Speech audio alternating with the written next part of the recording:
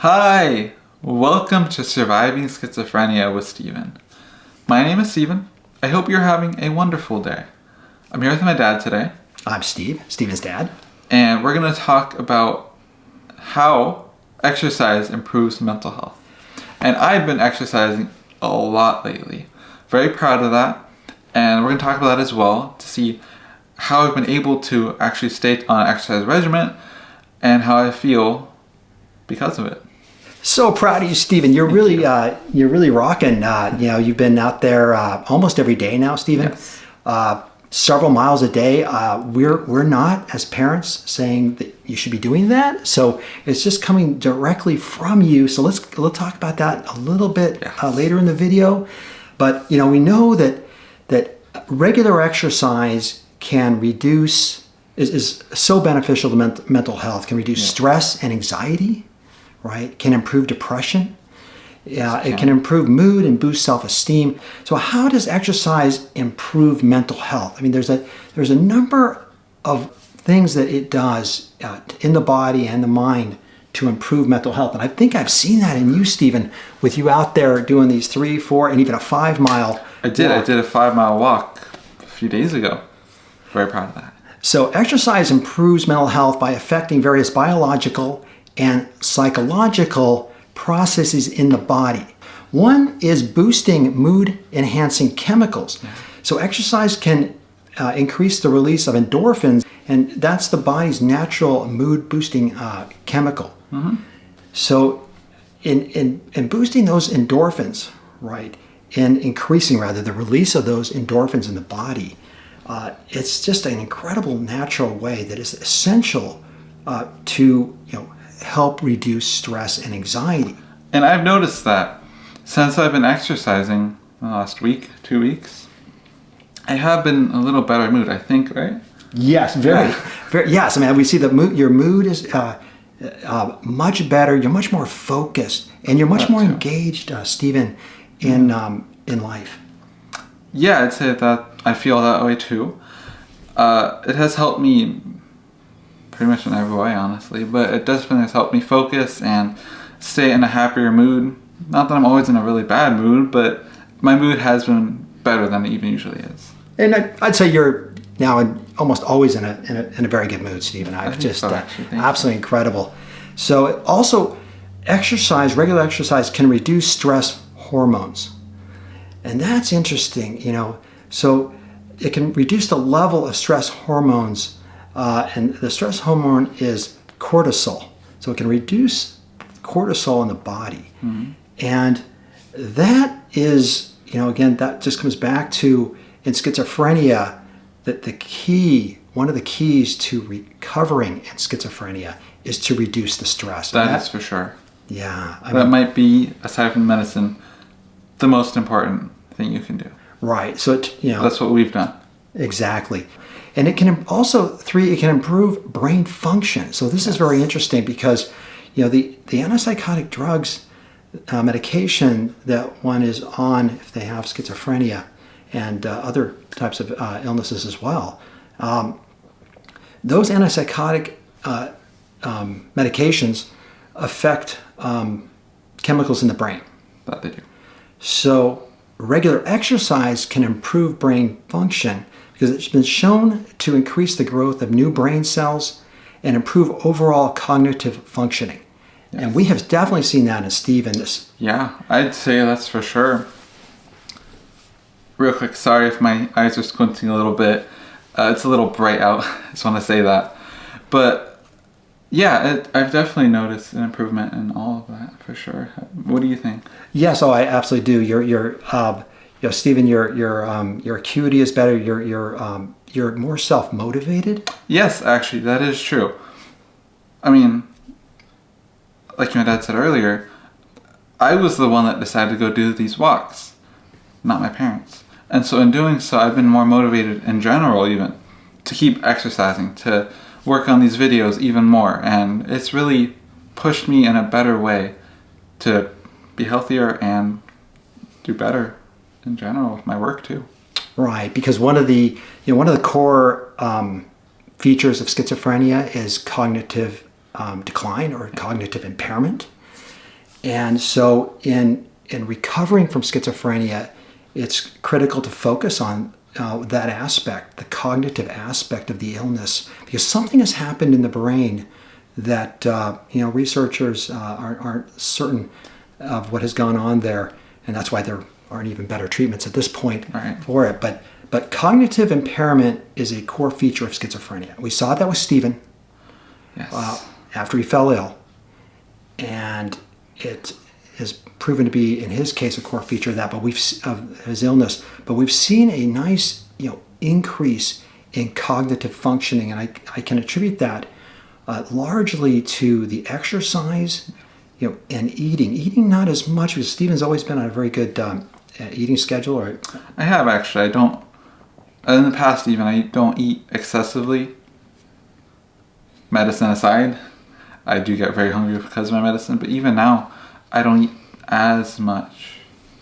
So along with improving brain function, maybe the fourth element of exercising, improving mental health, would be enhancing self-esteem. So self-esteem is so important, and it's something that's extremely difficult, I think, as a care provider or a parent, to help a loved one have increased self-esteem, because with the depression, the anxiety, and the psychosis, you're as a parent, you're as a caregiver, I think you're focused on dealing with those issues, those core issues that are kind of immediate issues. So how do you enhance self-esteem? Well, that's wow. I mean, and it's been a long time for us to work with Stephen, and actually, he really did it himself. We don't have any easy answers there, but enhancing self-esteem, exercise can improve self-esteem and body image, right? So you can feel that has a positive impact on mental health, because you're feeling better about yourself, you look better, you're maybe trimmer, and you're feeling better. So it can enhance self-esteem. And self-esteem is very important for anyone at any age. That's why bullying can be such a big issue too at times, because it lowers your self-esteem. I'm not saying that well. And that's never good. So I think anything that I can do for me especially, or anyone really, to improve your self-esteem is very important. And your mental health, and even your physical health too. Absolutely, Stephen. And the other, Stephen and I were getting ready to shoot this video. We were talking about, how the exercise, really has, I think, helped and improved Stephen's self-esteem. But, the other really big aspect there is this channel, and having something productive that you're doing, and then you get this with this channel, you get this positive feedback loop where, okay, Stephen's doing something productive. He wants, started about a year ago. He wants to get out there and and destigmatize mental health, and destigmatize schizophrenia particularly, because it's such a feared illness. Wants to destigmatize it, and so as part of that, with the channel and these videos, the comments coming back, it's just this positive feedback loop, and it's absolutely amazing what positive energy can do. Since 11 months ago or so now, when I started these videos, I was very, very monotone. I was very stressed and very sad, and then I gradually went to me being more excited and happy. And I think that's amazing. And it's been all the feedback, all the comments, all the amazing support I've received on this channel. It's changed me, and it's made me actually have some self-worth and self-esteem. It's made me come from nothing, where I was like, I have really nothing in my life, to now I have everything in my life. Not everything, but a lot more in my life, and in a way I never expected in the past. Right. So that might lead to maybe the fifth element there, that exercise can help in improving mental health, providing a sense of accomplishment, right? So as you exercise, and as Stephen is getting out there going 1 mile to 2, now 5 miles. So just a few days ago. So how does that, Stephen, can you just explain, how does that, your sense of accomplishment, does that feel good? It feels very good. Pushing myself, almost like a game, right? Or like, I gotta go a little further each time. When I make it there, I feel good. I accomplish something. But also, I see the change. I'm starting to walk faster. It's 1 mile. It takes less time for me to walk 1 mile. I feel healthier. I've lost weight from the fat. I'm gaining muscle now. Yeah, and one of the videos that you shot, or a couple of them, I think, out in the walk and talks, and if you're going for maybe 3 or 4 miles, and you say, wow, my heart rate is up, but I got this, I got this, and it's just it's great because you're telling yourself, I can do it, and then you do it, and that feeds that sense of accomplishment. And I think also knowing I can do this means maybe I can do other things too that aren't as related to even exercise. Right. So just knowing I can do this means I can do more. So, the sixth point would be, promoting better sleep. So sleep is, so important. Yeah. And, obviously a good diet and exercise, but I think particularly, well, both. But exercise is so important in helping, improve the quality of sleep. That's for sure. And, when this hit, back when you were in 6th grade in 2012, there was a lot of, you weren't sleeping well. Okay. No, I pretty much had insomnia. Yeah, Stephen was not sleeping well. There was, quite a few activities. There were activities, but I wouldn't say you were overloaded with activities, but there was homework, and Stephen was getting straight A's. Oh, I'm sorry. Yeah, go ahead. Yeah. I misunderstood. I thought you meant after I fell ill. No, before. So before you fell... No, this is not something I remember much of, so this might be almost news to me too. Go ahead, Don. Right. So, before Stephen fell ill, so this was December 2011. So as we're coming, he's back, he's in 6th grade, he's back in class after the summer. And, there was quite a bit of homework. Yes, that there was. That I remember. Stephen had always been achieving straight A's in all of his classes. And what we found as you came back into 6th grade after the start of 6th grade after the summer of 2011, that you were struggling a little bit in some classes. So it might be a B plus, getting and having to take longer to do homework. So we saw kind of a drop off, but there was no psychosis at that point. No. But I think as maybe that was the prodrome stage, the pre-stage of the schizophrenia coming in, and things were slowing down. Yeah, things were slowing down. It was taking longer for Stephen to complete his homework. Interesting. So, the evenings are getting longer at that point. Sleep is shortening down because Stephen's going to bed later. And if Stephen's our only child, there's no handbook, right, for parents. And you just don't expect, something like this. No, you don't. Obviously. No one does. No. And, we look back, I don't, think we were overloading Stephen. There's, we're gonna shoot some other videos on this topic about you falling into schizophrenia. Yeah. We've covered it, and there's other materials that we'll cover in other videos. But insomnia is a real problem. You've got to be sleeping, so that exercise is critical. Yes, I've noticed that even last night. For the last 2 nights, I haven't been sleeping as well. Just this happens on occasion anyway. But because of the exercise, I still got a relatively good night's sleep, especially last night. After I went for a little over 3.5 mile walk yesterday, I slept pretty well because I was actually physically tired. I know when I was ill and I was not exercising, I may have been mentally tired, but I wasn't physically tired in that way, if that makes sense. So I wasn't sleeping well because I wasn't tired in the right way to sleep. Okay, so Stephen, that's awesome. To give everyone an idea of how much exercise you're actually physically doing in the last 2 weeks, what have you done? I have my phone here, so I can actually tell you. Because you're keeping track of it on an Apple Watch. Yes, I am keeping track of all my walks on an Apple Watch. So what do you have for just maybe going back in time from yesterday? Yesterday was Friday, so 3.63 miles. Also, I do this all at once. Oh yeah, it's one walk. It's just one walk. Right. Wednesday was 1.8 miles.